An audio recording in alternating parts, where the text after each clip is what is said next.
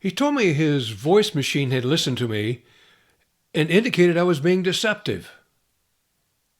Hi, Stan Walters, back at Inside the Interview Room. Welcome to episode 20. This is part 5 of our series, Unicorn Science on Trial. Now, there's several of these devices that have been developed over several decades that listen to the voice and different characteristics and are supposed to identify whether you're being deceptive or not in your answers. Unfortunately, scientific studies have demonstrated none of these are better than 50% accurate. Now, recently I was encountered an investigator in one of my classes, and he mentioned that he used the device. He knew that it was only 50% accurate. He said, but it's just a tool. I'm just using it as a tool. Using it as a tool. You know, if I had a tape measure that was wrong 50% of the time, I'd throw it away.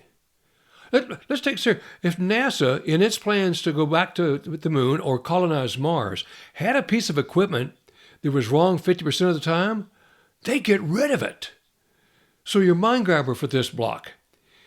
If you have a device or a method or technique that is unreliable, to keep using it and working it over doesn't make it any more reliable. It's still going to be poor technology and a poor choice.